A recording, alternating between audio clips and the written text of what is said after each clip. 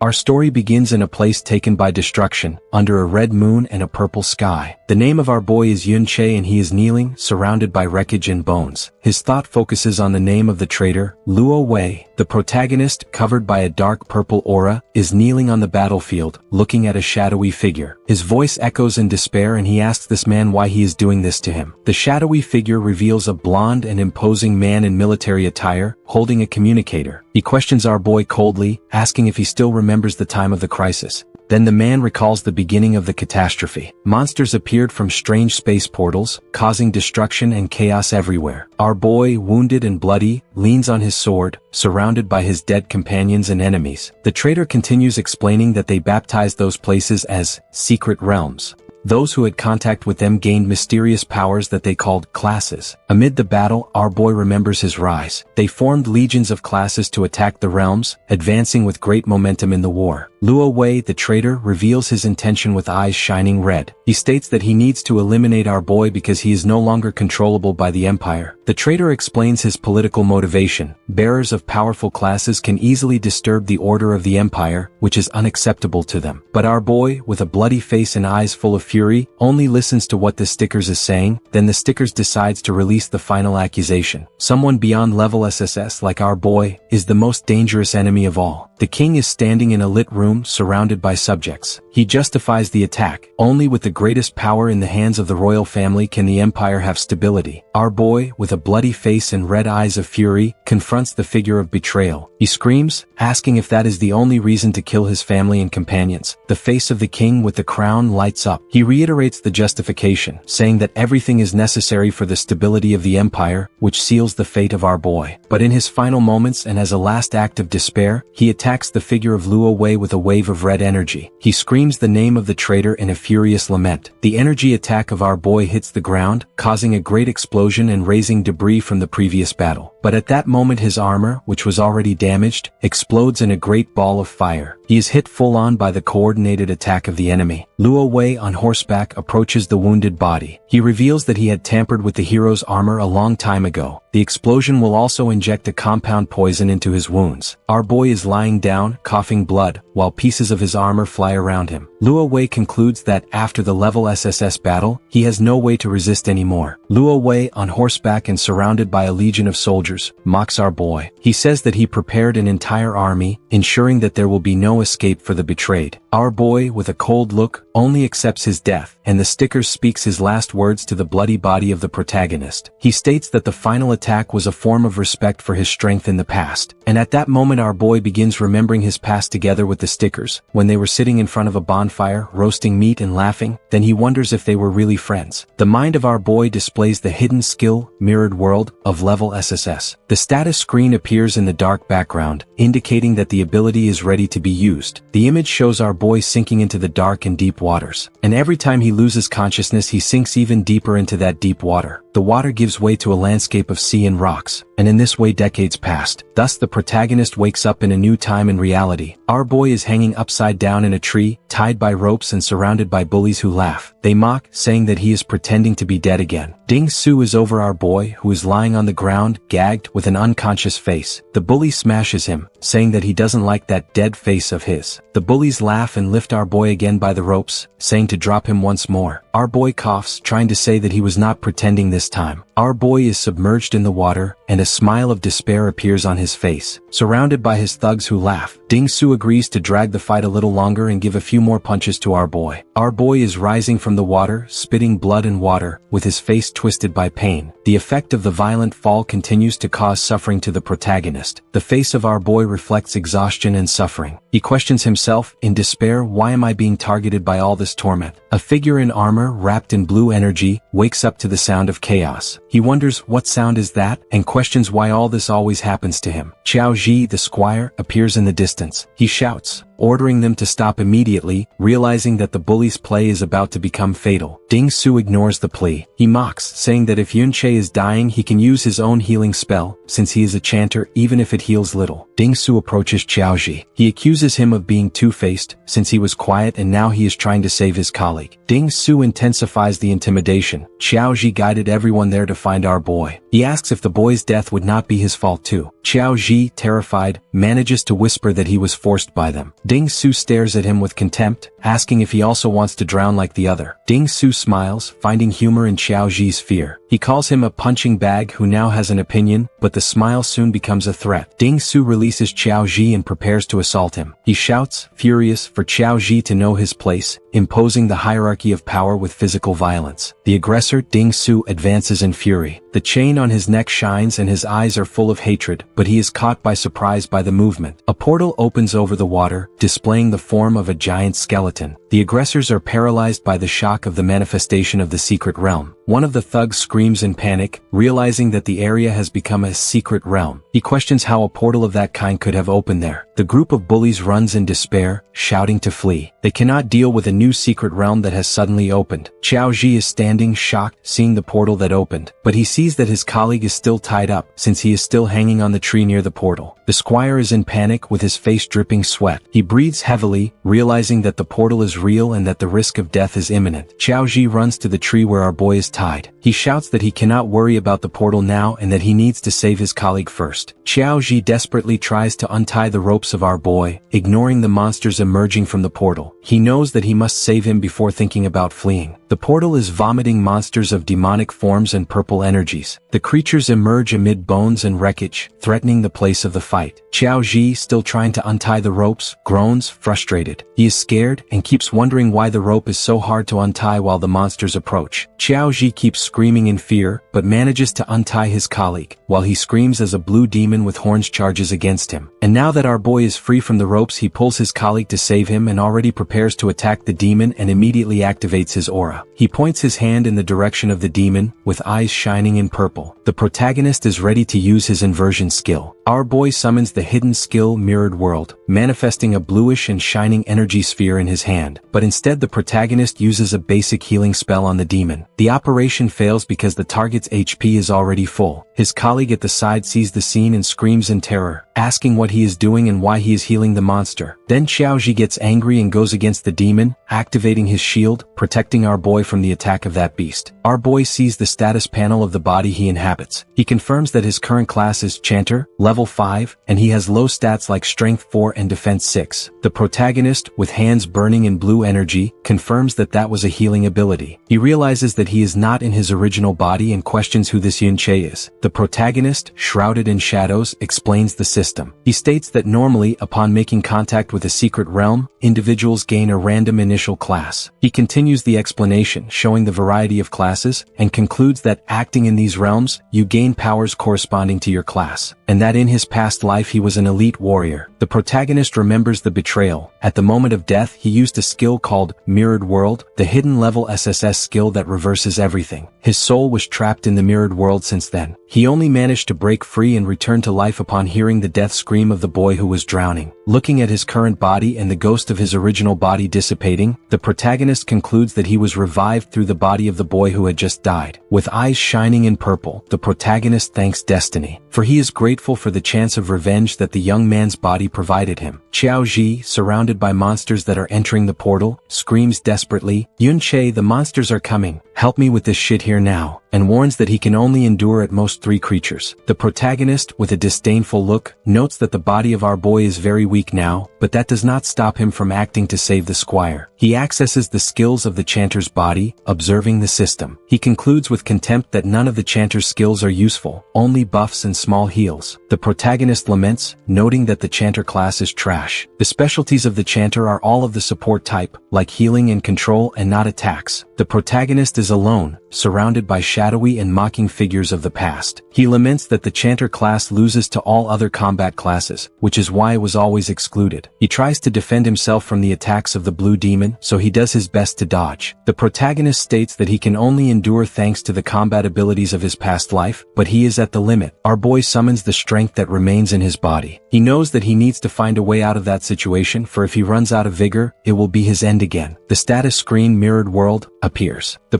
protagonist decides that, since the body is weak, he will have to rely on the hidden skill to win the fight. Our boy tries to use the skill, Mirrored World, on the lesser demon, but he still doesn't know how to use the ability properly. The operation of the skill fails, and the warning "conditions not satisfied" appears. Our boy is confused, not understanding what requirement the ability is demanding. The demon attacks again, and the protagonist observes his reflection in the water. He wonders if the skill needs a mirror surface, like the lake before, to function. Our boy tries to use the skill on the demon of sorrow, who wields a weapon. The warning, "Operation failed. Level too low" appears. Then the protagonist analyzes the failure, realizing the power restriction. He notes that now the system says that the target's level is too low for inversion. Our boy tries to use the skill, Mirrored World, directly on the demon's weapon. He decides that, since he cannot solve the level problem, he will have to change the target of the inversion. The inversion attempt fails again. The system warns, "Operation failed. Level too low," which frustrates the protagonist. Xiaoji screams in despair, with his energy shield breaking. He begs for our boy to stop using useless support skills, for he can no longer withstand the pressure. A new horde of monsters emerges in the darkness. Xiaoji screams that he can't hold on anymore, feeling crushed by the number of demons. A demonic beast, the syndrome of difficult birth superhero, level 10, roars. It is an elite monster, proving the danger of the situation. Xiaoji, terrified, realizes that this elite monster requires at least level 10 to be fought. He surrenders to despair and already says that he is screwed. Xiaoji's panic increases upon seeing several lights of purple energy appearing in front of him, for that means that more strong monsters are appearing. Xiaoji stumbles and falls to the ground, exhausted and terrified. He no longer has energy or courage to fight against the horde that is about to attack him. A vast horde of shadowy demons materializes around our boy. The red glow of their eyes indicates that the area is under the control of the monsters. Our boy tries to use inversion on a rock in the way, but the system fails again with the warning, "Level too low." He is testing on anything, but nothing is working. Surrounded by demons of different types and all coming to attack them, our boy becomes frustrated. He questions if the skill even fails on a rock, and if the level difference is too great for inversion to work. The protagonist tests one last hypothesis, trying to use the skill on Xiaoji's shield. The failure of the hidden skill forces him to test other options. But as the creature is about to attack him, the system warns that it is impossible to reverse the abilities of other players. Our boy smiles, for he finally managed to understand that he cannot use inversion on the skills of others, whether allies or enemies, but now he has an idea of how he will use it. The protagonist manifests the screen of Mirrored World. He makes the great discovery: the skill can be used on his own abilities, a new and powerful mechanic. A notification appears: the ability, Vine Control, was successfully reversed, confirming his intuition. Our boy uses the newly inverted skill, Chaotic Thorns, firing a wave of energy at the horde of demons. The skill is now offensive and powerful. Several notifications that he used the skill, Chaotic Thorns, reverse, flood the field of vision. The spam of the skill is the new combat mode of the chanter. The squire defends himself quickly, avoiding the blow of a demonic orc, while our boy uses his new skill. But before the orc hits the squire, another demon appears and hits the orc with an amplified punch. Our boy and Xiaoji fight amid the wreckage, but the squire is confused, wondering why the monsters are attacking each other. And shocked, he can hardly react, completely astonished by the reaction of those monsters. Our boy, wrapped in his aura, looks to the side to see what is happening. He finally understands, and the effect of the skill was completely reversed and enhanced. The protagonist analyzes the original skill. The Vine Control that caused restriction became Chaotic Thorns that causes confusion, and the inversion enhanced the ability. The effect of the confusion skill hits the demons, making them attack each other. Our boy finally understands the power of the mirror skills. With a malicious and victorious smile, our boy celebrates the discovery of his true power. He is ready to explore the full potential of Mirrored World. The protagonist smiles, recognizing the immense power of the hidden skill. He notes that the Mirror World truly lives up to its fame as an SSS-Rank hidden skill. Surrounded by skeletons and floating shadowy forms, he observes that the reverse effect of the skill not only inverts its effects but also provides a clear overall enhancement of his power. He ponders about using the original version of the ability among the fallen enemies like goblins and skeletons. It would have a low success rate, and the duration of the restriction effect would barely last a second. Looking at the trail of energy and holding a blade, he concludes that the original version would never have reached its current potential. Thinking about this, he moves on to the next skill. An orange pop-up appears with with information about a new skill, Blade Strike. The protagonist questions what would happen if he inverted all the skills he still has left. Upon touching the Mirror World skill for inversion, he receives the notification of the skill, Deceptive Blade, inverted. It costs 40 MP, lasts 60 seconds, and increases attack by 10% per MP consumption. With a confident smile, he activates this ability on a blade, filling it with energy. The hero understands that each skill use now results in an additional plus 10% cumulative attack power bonus. The notice of Deceptive Blade activated appears with a duration of 60 seconds. He realizes that with just this activation, any skill use from now on will trigger the attack power increase. Suddenly, a golden light appears, and the system notifies that he leveled up. The status screen of our boy appears, showing the increase to level 6, which gives him 3 available points to distribute. He returns to face the combat area with a serene look. The protagonist deduces that most of the remaining monsters died in internal conflict, making it easier to clear the dungeon. The hero cuts one of the remaining monsters with his purple blade, stating that these creatures still provide a decent amount of EXP. He acknowledges that the synchronization of the power increase is perfect. He smiles upon noting that leveling up fully restored his MP, returning to 120 out of 120. This total recovery was what he needed to test his new abilities. With the energy-filled blade in hand, he prepares for combat. It is the ideal time to test the Deceptive Blade skill while the remaining monsters remain in a chaotic state due to the effects of the previous skills. He activates the Chaotic Thorns skill repeatedly, releasing countless projections of the ability that surround the monsters. With each activation, the effect of Deceptive Blade is triggered, gaining plus 10% attack. Several notifications of plus 10% attack per MP consumption stack over the hero. Quickly, he reaches the bonus of plus 120% accumulated attack power in his Deceptive Blade, with plenty of duration left. With his eyes shining intensely, the protagonist faces the battle, feeling the immense wave of power he has just accumulated. He is ready to unleash his new full strength against the enemies. In an agile move, he heads toward a muscular orc. The hero is surprised by the versatility and stacking potential, realizing that this ability breaks all class conventions. He delivers a quick side slash with the blade, creating a shocking energy trail in the air. The speed and strength of the attack indicate the effectiveness of the 120% attack bonus. The hero passes close to the orc's body with a curved, intense cut, keeping his momentum. The skill's energy forms a massive arc that hits the monster square in the torso. While the orc screams, the protagonist finishes his movement and prepares for the next strike. The damage is visibly overwhelming, showing the power of his inversion. Meanwhile, the squire watches our boy fight the monsters with a look of astonishment. He cannot believe what he is seeing. He still questions whether that is really our boy. He wonders how a level 5 chanter could have such ability and perform such skilled and powerful movements. The protagonist attacks with his spinning energy blade. With his newly acquired level 6 attributes, he knows he can push his abilities to the limit. Our boy leaps over a fallen monster, calculating the damage potential. With 120 MP and 1 MP regenerated per second, he theorizes that he can reach 2.3 times his base attack power. He steps victoriously on the fallen creature, which is identified as a level 11 lesser demon. The hero reflects on the true extent of his current strength after the skill inversions. With a confident smile and his eyes shining, he is satisfied with the result of his tests. The new strength he acquired is immense and surprising. A powerful attack with red and purple energy explodes in the area, lifting large rocks. The hero believes that, in his current state, he could barely handle the approaching level 2 elites. Then he observes the red mist and the devastation of the battle, with a serious expression. The background environment reflects the overwhelming power of his recent attacks. The status sheet of the battlefield Chimera, level 21, appears, a greater demon with 10,020 HP. This is the real threat he will have to face next. As the Chimera manifests, surrounded by lesser monsters, the protagonist is ready to face the true challenge. The battlefield Chimera charges at high speed, revealing its beastly and ferocious form. The protagonist prepares, brandishing his energy blade to intercept the creature. The squire is in panic, with crooked glasses and a shocked face. He screams, unable to accept the overwhelming strength and speed of the demonic beast. Our boy, shrouded in a dark aura and with glowing eyes, identifies the threat. A hidden boss of level 21 inside a dungeon of this level is something completely unexpected. The Chimera attacks with gigantic ferocity, opening its demonic jaws in a roar. The hero shrinks back, seeming small before the overwhelming strength of the superior level demon. Our boy tries to counterattack, but a notification appears on the screen. Chaotic Thorns failed against Chimera. The beast growls, immune to the crowd control effects of the ability. The target is immune to the chaos state, nullifying the protagonist's main debuff skill. He realizes the difficulty of the fight, as he cannot rely on the control effect of the inverted ability. As the chimera charges, the companion shouts a warning for our boy to be careful, and in the blink of an eye, the danger approaches too quickly. The squire throws himself in front of our boy and already uses his ability, creating a yellow protective shield. Our boy's eyes narrow and he is surprised at what he is seeing, for at that moment he remembers his past life when his friend always defended him. But his friend always argued with him when he did such foolish things, always warning him that he had already told him not to charge in like that and questioning why he never listened. The protagonist opens his eyes and returns to the present moment, saying that he cannot keep wandering in thought right now. But at that moment, Xiaoji is struck and thrown back by the monster's attack, surrounded by shield fragments. He suffers considerable damage while trying to protect our boy. The impact of the hidden boss's attack against the ground is violent, raising debris and something reddish that remains inside the body. The monster's strength is undeniable, and Xiaoji risked his life for the defense. Our boy moves at high speed across the battlefield. He complains about Xiaoji's recklessness, as if he were asking for death by sacrificing himself. The wounded Xiaoji is seen lying on the battlefield after being struck. Our boy lands at a safe distance while watching the ally, who urgently needs healing. The protagonist uses the basic heal skill on Xiaoji, but the effect is pitiful. The heal gives only +1 HP, but since it consumes MP, the effect of Deceptive Blade is activated, granting +10% attack. The pathetic heal repeats, but this time lands a critical hit, resulting in +5 HP. The laughable healing effect barely manages to stop the ally's bleeding, but it continues to increase his attack. In a wider view, our boy, level 6, and the squire, level 6, are shown. The hero admits that the healing skills of chanters are truly pathetic, and asks if the ally has HP potions. The protagonist feels the power of the Deceptive Blade with +110% attack, but time is running out. He instructs his companion to drink the last emergency potion bottle, needing all the help possible. He turns to the great boss. Despite his current strength, he acknowledges that he is still no match for the boss. However, he has a plan to turn the tide soon. With a determined look, he focuses on the battlefield. He notices that the smaller monsters around are almost all defeated. Eliminating the monsters is essential for his strategy. With an aura surrounding his arm and blade, he gives the final order to his companion. He asks Xiaoji to hold on for just one more minute, assuring that his plan will work. The companion, with injuries on his face and in shock, watches the protagonist, unable to understand what he intends to do. Our boy springs into action, unleashing a frantic sequence of strikes. He needs to burn through his MP quickly, stacking as much attack as possible in the remaining time. A message appears, level +1. Immediately, HP and MP are fully restored. He takes advantage of the status increase to continue his assault, activating Deceptive Blade and Chaotic Thorns. As he unleashes more attacks, he makes a mental calculation. He needs at least +400% stacked attack to have a chance of defeating the level 21 hidden boss, a very risky goal. In full motion, he acknowledges that Deceptive Blade lasts only 60 seconds. He has little time to execute his plan and must use it with maximum precision and speed. Our boy keeps spamming the Chaotic Thorns skill. He needs to use this ability 40 times in 50 seconds to reach the desired +400% attack mark before the buff expires. The protagonist is immersed in his strategy, focused on gaining power. He makes the final calculation and realizes that to have any chance, he desperately needs to reach level 10 as fast as possible. Xiaoji is panicked, his face sweaty and wounded, shouting in shock as he sees the fury and power of the chimera and our boy's reckless movements in the midst of combat. Our boy mercilessly slaughters the remaining mobs, while several level up +1 boxes appear in sequence. The spam of skills and defeat of the lesser enemies are bearing fruit. After the mobs are cleared, the updated character information screen appears. Yunche has reached level 12. His MP and agility, 16, have increased significantly. Our boy's eyes shine intensely, with his energy rising even higher. He feels the power surge and confirms that the accumulated stacks are more than enough to execute the planned strike. With his eyes glowing and face focused, he finalizes the count of the Deceptive Blade buffs. The hero strikes, knowing the final blow will be more than enough for the boss. Our boy charges at the monster in a massive lateral slash. His blade is overcharged and glowing intensely, ready for decisive contact against the chimera. A sequence of powerful energy strikes hits the battlefield chimera squarely. The attack is fast and continuous, giving no time for the great hidden boss to react. The battlefield chimera lets out a roar of pain, signaling that our boy's heavy strikes managed to pierce its defense. The monster is finally feeling the full impact. The chimera continues to be struck by the ultra-fast and amplified blows of the blade. Blood and energy gush, showing that our boy's attack power was lethal. The protagonist ends his sequence with a spinning arc slash. He pulls back from the beast, knowing he has dealt the maximum damage possible and that the battle is about to reach a definitive end. The HP of the battlefield chimera, level 21, hits 0. The monster is finally defeated by the concentrated strike of the protagonist. The companion, Xiao Ji, pale-faced and wounded, cannot believe what just happened. He asks aloud if it was all just a dream, so great was the difference in power he witnessed. Then our boy stands confidently over the remains of the chimera, his energy blade still glowing. A level up +3 notification appears, confirming that the level 5 chanter proved his worth. The golden character status screen appears. Our boy is now level 15. His MP, willpower, and agility attributes are much higher, and he has 9 available points to distribute. A clear golden message appears, announcing success. The dungeon lord has been defeated, and consequently, the dungeon has been cleared. Amid the smoke and the monster's remains, Xiao Ji approaches our boy. He questions him again in shock, asking if he really is Yun Che. Our boy ignores the question and looks at the ground. He receives the notification to collect dropped items, but his companion insists, asking how he suddenly became so strong. With a serious expression, our boy looks at Xiao Ji and recalls his old comrade from the past. Then he calls out, Xiao Ji, to ask something. The protagonist, with a serious expression, faces his companion. He directly questions the boy, asking what his relation is to Xiao Benbin. Shocked and with a frightened face, he reveals that Xiao Benbin was his great-grandfather's nickname. Then he asks how our boy knows that. The protagonist, with wide eyes, digests the information. The nickname, Xiao Benbin, belonging to his teammate's great-grandfather, adds a new and disturbing layer of mystery to his life. Our boy looks at Xiao Ji amid the debris, trying to process the idea that the squire is in fact the great-grandson of Xiao Benbin, a figure who was his best friend in the past. In a flashback, our boy remembers Xiao Benbin sitting with his shield, who is called Insolent Brat by him. The protagonist returns to reality, questioning himself in a low voice. He believed that all the people he knew had been killed by order of Luo Wei, which makes this discovery even more shocking. Our boy tries to question Xiao Ji about the current state of his great-grandfather, but the squire quickly interrupts him. He states that there is no need to talk about the relative at that moment. Xiao Ji, with a look of sadness, tells our boy that he does not need to answer his question if he doesn't want to. The squire chooses not to force the matter, respecting the allies' silence. With the attention turned to him, our boy does not understand the companion's attitude. The squire says that he does not need to be humiliated in that way, which leaves the protagonist confused. Xiao Ji, standing amid the destroyed landscape, confronts our boy with a new suspicion. He states he doesn't know the reason, but believes that our boy has hidden his true strength all this time. Ignoring the discussion, Xiao Ji changes the focus. He reminds that they must return to school, because tomorrow there will be a visit to the memorial, and absence may draw unwanted attention. Our boy, with a somber expression, watches the companion walk away. The mystery of Luo Wei and Xiao Ji's great-grandfather remains unanswered. Our boy decides that he cannot reveal his identity yet, because Xiao Ji could become suspicious if he knew too much. He agrees to leave, walking away from the trail of destruction in the dungeon. He accompanies Xiao Ji, thinking about the visit to school the next day. The destination is the Modern History Memorial Hall, a place that must cover the period when he was dead. The duo returns to the city, showing a bustling and futuristic metropolis. Our boy believes that the memorial must cover the events that happened after he died, which intrigues him. And inside this transport is filled with other enthusiastic and noisy students. Our boy and Xiao Ji are sitting quietly, observing the environment and trying to blend in. Sitting together, our boy and Xiao Ji rest for a moment. The difference between the two, one calm and the other still nervous, is clear after the intense and secret battle in the dungeon. Our boy reflects on the society around him, noticing the changes in architecture and technology. He comments mentally about how times have drastically changed since he was alive. He observes a street with mixed architecture, realizing that the world has changed a lot after so many years dead. It is surprising that they use dungeon products to energize transport vehicles. Our boy notices that many things are new to him, but some modern technologies had already been seen in dungeons in the past. The shock of the new reality is constant. The protagonist opens his inventory screen, seeing the dungeon items. He questions why there are items that are not monster drops, which goes against the rules he knew. He focuses on a new item, the Chimera Bone Ring, Epic. The ring, made from the boss's rib, allows the user to attach a chimera limb to his own body, a powerful level 14 acquisition. Our boy handles a skill book, Robust Physique, of excellent quality and passive type. He discovers that equipment and skill books can be taken out of the inventory and traded outside of dungeons. The protagonist absorbs the information of the skill Robust Physique, a passive and permanent ability whose effect is the reduction of physical damage received in combat. The protagonist realizes that items that cannot be stored in the inventory should disappear with the secret realm. The protagonist is heading to the memorial. He questions with a serious expression what really happened after he died. It doesn't take long, and they arrive at the hero's memorial that was based on lies. Yun Che, amid the crowd, observes the environment. He feels that the official history is hiding something crucial behind all this peace. The protagonist faces the imposing statue. The guide reveres it, calling it the supreme ruler of the realm, the emperor who ended the disasters of the secret realms. Luo Wei. A student points to the exact place where they are. More than 50 years ago, this place was the battlefield of the famous War of Rebellion, according to history. Our boy is called by Xiaoji. The protagonist walks toward a wall with the drawing of Luo Wei and at that moment manifests an aura of hatred. Standing in front of this wall, the protagonist recognizes the traitor. He realizes that the king in whom he trusted betrayed him, and he was turned into the traitor Yun Che. The protagonist is surrounded by his dark aura. He confronts the memory, "We cleared the secret realm level SSS, but were ambushed by Luo Wei." The museum teacher, with his face twisted with emotion, speaks of the pain of betrayal. He says it is impossible to imagine how painful it must be to be betrayed in such a situation. The teacher gestures enthusiastically. He narrates a dramatic story about the king overcoming sadness and fighting with blood and courage. The guide continues the narration, pointing to a statue. He states that, with the help of the hero Ding Kuan, the king finally managed to suppress the rebellion and restore peace to the realm. Our boy, who is watching the presentation, narrows his eyes. The name awakens his memory. Ding Kuan? He questions mentally, trying to remember the person who was called a hero. Thoughtful, the protagonist looks around. He wonders if such a person had really existed in his time, showing distrust about what is being told in the memorial. Xiaoji notices a group of people entering and is surprised, because that figurant and his colleagues have just arrived, and the sticker still does not understand how it is possible that they have escaped the newly formed dungeon. The stickers in black smiles maliciously, standing beside a companion with a sack mouth since he does not stop smiling pathetically. He comments that the dungeon must have been cleared quickly by a master who was nearby. The stickers concludes that Xiaoji's group had incredible luck to bump into those masters who cleared the dungeon. The irony in his tone is palpable. Our boy stares at the newcomers, realizing that they are not just ordinary people. He recognizes the dark aura and the familiarity, knowing that these people are a potential threat. The students whisper about Ding Su, the figurant who entered. Another colleague questions Xiaoji if he encountered a dungeon disaster, ignoring the danger he actually faced. Two schoolgirls with green uniforms look at the squire with disdain. One of them expresses sarcastic surprise, wondering how he survived that, mocking his luck. The man in black, Ding Su, puts his arm on Xiaoji's shoulder and leans in. He intimidates him, saying that the squire was very lucky to have come out of the dungeon alive. Xiaoji tries to move away, but he is frightened, stammering. He tries to defend himself from the comments, realizing that Ding Su's group is the true cause of everything. Ding Su continues the verbal attack, stating that Xiaoji almost dragged them into the dungeon that day. He pressures the squire, asking how he plans to resolve this debt. Xiaoji reacts angrily, pointing out that the fault of everything was clearly theirs. He threatens to report the incident, in a desperate attempt to free himself from the situation. The squire shouts in panic. He reveals that the aggressors almost got him and our boy killed in the incident, but his threat to report what happened is ineffective. Ding Su squeezes Xiaoji's head, looking him in the eyes with contempt. He tells the squire that he has no idea of the situation he is in and what is happening there. The figurant points to the statue in the memorial hall. He orders Xiaoji to look at the statue of the hero that is in the center of the room. The image of the statue is clear to everyone, for to them this is the hero who is executing a traitor of the realm. Then the stickers humiliates him, telling him to see his ancestor being trampled by the hero. Ding Su continues the humiliation, revealing that the true name of Xiaoji's ancestor is Qiao En. He accuses him of being a descendant of a traitor, questioning who would support him. The stickers gets irritated. In a loud voice, he shouts that they can insult him, but they cannot insult his grandfather. Xiaoji notices the unexpected reaction of the figurant and is completely surprised. The crowd of students who were already watching the commotion murmur. They wonder what is happening and why the hero Ding Kuan, Ding Su's grandfather, is being mentioned. Our boy is tense, with the aura in his eyes glowing. He does not react to the crowd, only focuses on the confrontation. The students continue to gossip, recognizing Xiaoji next to our boy. They call him the descendant of Qiao En and criticize the descendant of a traitor for insulting a hero in the modern world. Ding Su's henchman justifies the humiliation, saying that the ancestor Qiao En massacred many people. He states that if the hero had not intervened, many more would have died. Ding Su shouts at Xiaoji, saying that he does not care what he says behind his back, but the squire has no right to insult his ancestor in front front of everyone. The teacher intervenes, arriving behind Xiao Ji. He states that he has always been fair and says that he will speak a few words of justice for the situation. The teacher stares at Xiao Ji and, ignoring Ding Su's aggression, orders categorically that the squire apologize immediately for the incident. The teacher continues to pressure the squire, stating that the hero spared his family at the time. He demands that Xiao Ji not slander the hero, even if he does not feel gratitude. Xiao Ji stands alone in the middle of the hall. The pressure and humiliation from the teacher and the students make the situation even more desolate for the squire. Ding Su approaches, placing his hand on his head. With a sadistic smile, he warns that if he hits Xiao Ji there in public, everyone will only applaud the act. Surrounded by the crowd of students who look at him with disdain, Ding Su bellows the final humiliation. He says that no one will help a rabid dog getting beaten, and that Xiao Ji is a particularly despised dog. Ding Su grabs the squire's hair and pulls it, exposing Xiao Ji's head to the crowd. He questions him if he still thinks that he, the descendant of a hero, would be wrong. Ding Su, with his teeth bared in an expression of satisfaction, prepares to punch Xiao Ji. He shouts that he will do this for the honor of his ancestor, intensifying the physical and emotional attack. But the punch is interrupted by a size 40 boot, and Ding Su's expression changes from fury to pain. In a lightning movement, our boy kicks Ding Su, throwing him far away. The intervention is abrupt and violent in the way everyone likes, and with this dialogue puts an end to the bully's physical aggression. The squire, with his face lifted, looks back in shock and disbelief. He can barely react to the attack, not understanding that our boy defended him with extreme politeness. Our boy, standing with his aura, observes Ding Su on the ground. He questions sarcastically if the family of the hero does not have time to discipline their brats. Our boy is standing over the body of Ding Su, who was knocked out. The students watch him, shocked, asking if that is really Yunche and how he dares to hit Ding Su. The crowd is in an uproar. The students wonder if our boy has gone crazy, questioning what he meant with the lack of discipline and if he is trying to insult the hero's family as well. As the confusion spreads, the students recall that Yunche was only level 5 and considered the weakest in the class. They question if he has gone insane for attacking Ding Su. Ding Su stands up, with his face injured and his teeth showing, spitting blood. He mocks, saying that our boy has no parents and is a pariah and that his brain must have finally gone completely mad. Ding Su on the ground watches our boy, with his shoulder in pain. He thinks that the squire was just a punching bag and that the aggressor dared to attack him while he was distracted. Suddenly, Ding Su's henchmen charge towards our boy with fists full of energy. The leader of the group smiles, saying he will take care of all of them together. Our boy turns his face to face the new aggressors. The hero lets out a grunt of disdain and prepares to fight the attackers. In a sequence of punches and kicks, our boy strikes the 3 henchmen and the chief extra at high speed. The power of his fists is amplified, sending the aggressors flying away one by one. The chief extra hits the ground with a dry sound, lying motionless. The strength of our boy's punch was surprising and left him completely incapacitated. Ding Su, who spits blood after being smashed together with his henchmen with a single blow. He is terrified by the newly revealed power of our boy. Ding Su and one of his henchmen are lying on the ground, while the crowd of students watches, confused, questioning what is happening in the hall. Ding Su, with his lip bleeding and his mind stunned, slowly stands up. He can barely process what happened, asking himself how he was knocked down by our boy. The students watch the scene in astonishment and disbelief. They whisper, asking each other if they saw what happened, and how he was knocked down again in that way. Ding Su asks himself if he is really so weak as to be defeated by someone he considered insignificant. The humiliation shakes his confidence. Ding Su invokes his fire aura and uses the skill Fury, which increases his attack power by plus 25%. He shouts, furious, asking how a trash level 5 support can be stronger than him. He equips his fire-forged hammer, gaining a plus 314 attack increase. Convinced that it was just our boy's luck, he prepares to retaliate with full force. Ding Su attacks, brandishing a gigantic flaming hammer. He launches himself against our boy, seeking to retaliate the attack and crush the opponent with the power of his weapon. Our boy dodges the attack with agility, passing close to the aggressor's body. He realizes that the opening in Ding Su's strike is too large, indicating inexperience or overconfidence. Our boy counterattacks, hitting Ding Su with a punch amplified by the deceptive blade. The skill has plus 80% attack power and still has 14 seconds of duration left. Our boy's attack hits Ding Su, who widens his eyes in pain and disbelief, spitting blood. He is shocked by the strength and speed, shouting that this is impossible. Our boy finishes the fight with a powerful kick against the fallen body of Ding Su, who is already on the ground. The impact makes a loud noise, demonstrating the hero's strength. A uniformed security guard runs to the scene of the fight, shouting, "What is happening here?" He stops, shocked by the scene of violence and the students gathered. The security guard approaches. Ding Su is unconscious on the ground with our boy standing over him. The man asks if there is any squire nearby trying to deal with the emergency. The crowd of students is shocked by the speed of our boy. They comment that it was too fast and wonder how he, who was level 5, has so much strength. Two female students who had previously mocked Xiao Ji watch the protagonist with expressions of surprise and fear. The power of our boy silenced the contempt of everyone in the hall. The security guard scolds everyone, shouting that it is not allowed to fight in the museum and that something might be damaged. He turns to the teacher, asking if he cannot control his student. Our boy's teacher intervenes, standing between the security guard and the protagonist. He scolds our boy, ordering him to stop immediately and accusing him of attacking the descendant of a hero. The teacher looks at our boy from head to toe with a look of disdain, classifying the student's attitude as shameless. He prepares to use a skill or item against the protagonist. Our boy, with a cold expression and glowing eyes, raises the hand where the chimera bone ring is. He is ready to face the teacher. The teacher invokes an item, but our boy reacts instantly, releasing a wave of purple energy in the form of spells. The security guard and the students watch the escalation of the fight in panic. The situation has become uncontrollable, since our boy is facing his own teacher in public. Our boy, wrapped in energy, confronts the teacher who claims to be fair. He points out that, in the end, the teacher only listened to Ding Su's version of the facts, exposing the hypocrisy. The teacher is terrified by our boy's skill and by the exposure of his partiality. He shouts, accusing the student of trying to gain the favor of Ding Su's family and ordering him to stop talking nonsense. The teacher looks at our boy's hand, which blocked his surprise attack with ease, noticing the chimera bone ring. He questions the quality of the equipment and how the student obtained it. Our boy, imposing in his purple aura, downplays his own action, saying that he was only pointing out that the teacher does not seem to be the kind of person he claims to be. While the fight is being observed, the teacher, confused, asks himself where our boy got that equipment and if he has some powerful support. He swears that he will investigate the conflict thoroughly. The protagonist focuses on his ring, seeing the durability drop to 37%. He notes that even being epic quality, the item is too weak to face a level 35 teacher. Our boy, uninterested in continuing, proposes a simple solution to the teacher. As punishment for the fight, the teacher should only expel both of them from the museum and end the matter there. The teacher, visibly shaken by the display of strength and the unexpected proposal, agrees. Our boy turns and calls Xiao Ji to leave, turning his back to the memorial hall. Xiao Ji is in total shock. He sees the protagonist leaving and realizes that he even blocked the teacher's attack. The people behind them remain, asking if a student is really capable of doing this. The teacher runs in panic, ordering them to use a healing spell on Ding Su. Another student shouts that Ding Su is already fine, showing the hero's descendants' rapid recovery. Our boy and Xiao Ji leave the memorial hall, going down the stairs. The tumultuous situation is left behind, but the protagonist's thoughts turn to the lies of history. Our boy confirms to himself the sad truth. No one survived. Benben was killed long ago by that supposed hero. The story of Ding Kuan is a farce to cover up a murder. Xiao Ji stares at our boy with admiration in his eyes. The defense and strength that the protagonist demonstrated in the museum completely changed the squire's perception. Xiao Ji asks our boy, who does not seem very attentive, more details about the hero Ding Kuan. He believes that our boy will answer anything he asks at the moment. The squire begins to remember fragments of the story of the hero Ding Kuan, but admits that he does not remember exactly the details, revealing a superficial knowledge of the official story. Xiao Ji narrates that the hero discovered the traitor Yun Che's plan in advance. The hero set up an ambush near the SSS-Level rift to support the defense and end the rebellion crisis. Our boy listens to the story with a dark smile. He focuses on Xiao Ji's words, an ambush near the rift? The lie aligns with the knowledge he has of the past. A bloody visual memory arises, fallen warriors and swords stuck in the ground. The protagonist, in armor, sits alone on the battlefield in a scene of war and tragedy. The memory is of a fierce battle, with knights fighting amidst bodies. The massacre of warriors dressed like those from the memorial reveals the true nature of the confrontation. The memory is of a young warrior with red eyes and a face covered in blood, screaming in fury and pain during the battle. He was one of those who fought in the past. Xiao Ji continues the official story, stating that hero Ding Kuan had as his goal to end the dungeon crisis and trained hard for that. The squire continues the narration, saying that Ding Kuan, after being promoted by the king, fought for years, saving regions from various disasters. Xiao Ji mentions great battles such as as the famous cataclysm of the City of Winter, while the image shows Ding Kuan in armor, fighting against several demon-like monsters. Our boy looks at the horizon, his expression hardened. The name of the City of Winter resonates, triggering more memories about the events that culminated in his death and betrayal. Then he remembers how he was alone on a mountain of fallen monsters. Our boy is there, wearing the cloak and the sword, amidst a devastated landscape. He lets out a grunt of disdain. Our boy stares at the statue of Ding Kuan, focused on the sword the statue is holding. The weapon is familiar, adding another piece to the puzzle of the betrayal. Xiao Ji, not noticing the tension, mentions the name of the sword, Flowing Cloud Sword. He explains that the weapon was used to kill the traitor Yun Che and is considered a top-tier weapon. The fury grows in our boy's eyes. He realizes that Ding Kuan not only took credit for his achievements, but also framed him as a traitor to steal his glory. Our boy, with a dark fury, states that Ding Kuan even took his sword. He makes the final decision. He will begin his revenge by killing Ding Kuan. The scene opens in a city with luxurious architecture, highlighting large mansions and well-kept gardens. Our boy and Xiaoji arrive in a new urban area, and this place is outside the Ding family property. Several armored guards patrol the area, and our boy can clearly see their high levels. One of the guards, a level 33 adventurer, turns, sensing the presence of intruders. His eyes glow with energy, showing that he is on high alert. Our boy and Xiaoji hide behind a column, watching the guards. The protagonist is crouched, while Xiaoji is worried, both trying to go unnoticed. The level 33 guard, still with his back turned, sneers. He uses a derogatory term, thinking the intruder is just a brat. He shifts his attention away from the spot where our boy was hiding. Our boy, peeking from the column, notices the guard's level of alertness. He concludes that the man must be a vagrant with the skill, Scout, which makes the infiltration much more difficult. Xiao Ji, visibly nervous, tries to convince our boy that they should leave. There are too many guards, and if Ding Su returns they will be completely finished. Our boy, with a focused gaze, states that he wants to directly kill the so-called hero Ding Kuan, without beating around the bush. The thirst for revenge is the main motivation for his action. He ponders that, according to Xiao Ji, Ding Kuan is residing in a high-level rift. Unlike in his past life, he cannot freely enter and leave the dungeons. 4 high-level rifts are now guarded by the armed forces, and an access pass is required to enter them. Yun Che watches the guards of the mansion. He questions whether Ding Su's house must also have a private rift, given the security and level of power. The protagonist questions the need for so many guards, since they are only one branch of the many descendants of the hero Ding Kuan. Xiao Ji explains that the Ding family is descended from a hero and that their house even seals a rift on their land, which justifies the security. Yun Che is surprised by the information, questioning Xiao Ji. A rift? Inside the house?